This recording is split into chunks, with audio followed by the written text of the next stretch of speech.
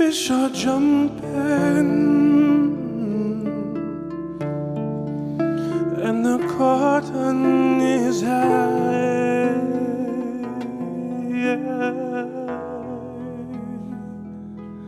Your dad is rich and your mama is good looking.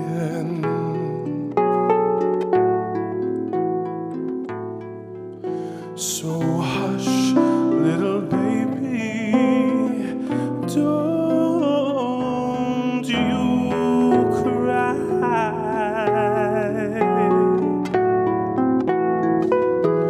One of these mornings, you're gonna rise up singing. Then you'll spread your wings and take to the sky.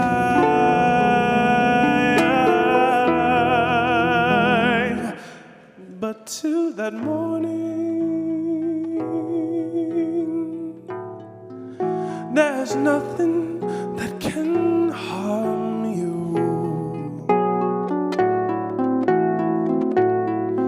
With your daddy and mommy standing by.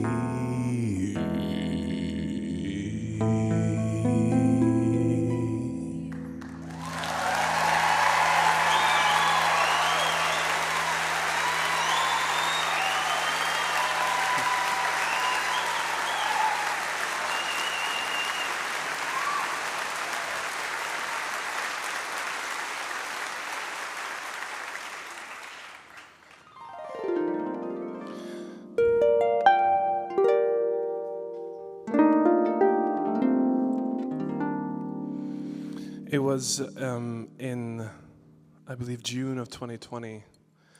You remember that time when there's nothing to do? And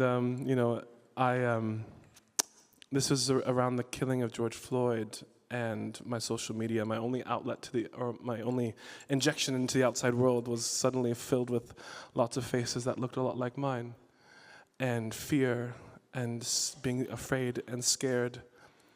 And as an artist and as a person, I try really hard to look for beauty in everything.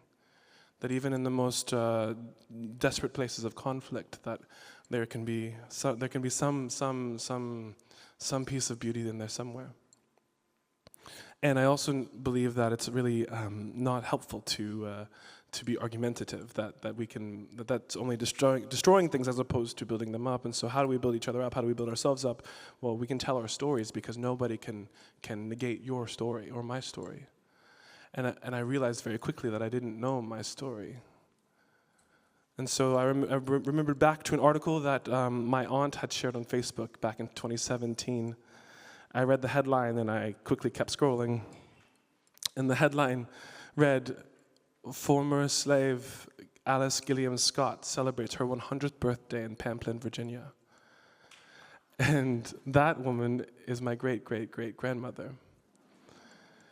And I learned in the article, in her own words, it was an interview about how she was a pastor's wife and she had 14 children and she had 138 living descendants at the time that the article was written.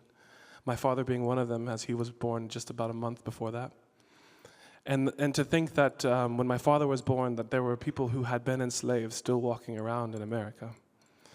And suddenly it became something that wasn't a far-off thing that we can just get over and move on from, but it became something that was in my chest and in the mirror. But I learned more about her and her sense of humor, and the interviewer asked her if she would ever want to ride in an airplane, and she said only if Jesus would take her home in one. And she didn't quite understand how people got inside the TV, even though she knew they weren't real. She loved to garden, and she was very active, even into her 100th year. And for her family gathered in celebration of her, and I guess my family gathered in celebration of her. And they had 3 cakes, one from Rhode Island, one from Vermont, and one from there in Virginia.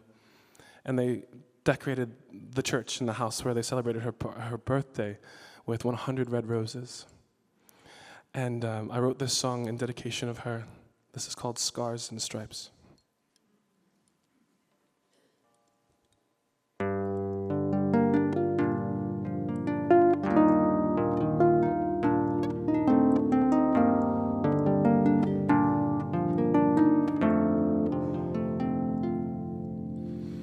Land of the free, home of the brave. Some the grown-ups used to say. They forgot to mention, despite good intentions, 400 years and ain't much changed. They tell the story of American glory, but the dream got in the way. Scars and scars and scars and stripes forever. Scars and scars and scars and stripes forever. You could think I should forgive and forget, but I haven't even started my healing yet. Just scars and scars and scars and stripes forever.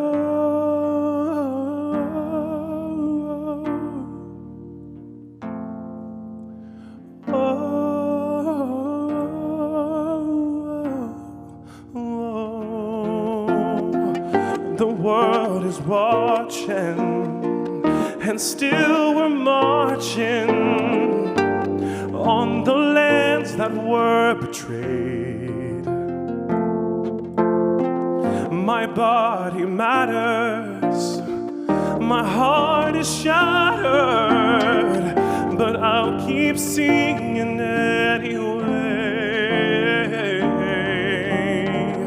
to tell the story of American glory, but they won't wash our part away. Scars and scars and scars and stripes forever. Scars and scars and scars and stripes forever. You could think I should forgive and forget, but I haven't even started my healing yet. Just scars and scars and scars and stripes forever. Lady Liberty, your torch shines for me. I hope one day you get to see your people living free.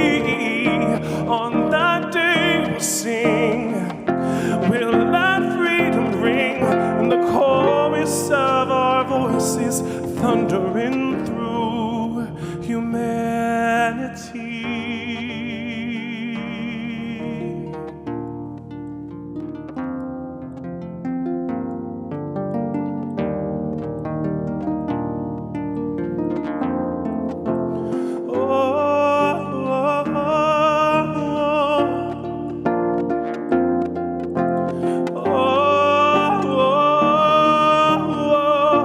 Will you sing that with me?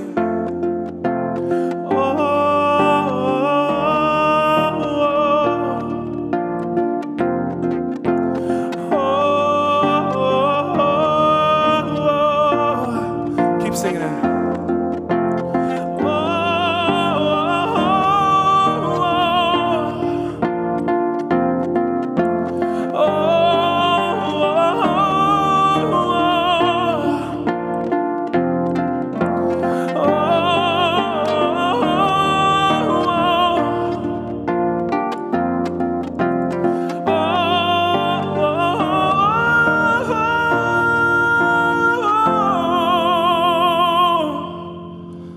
Land of the free, home of the brave. 400 years and ain't much change.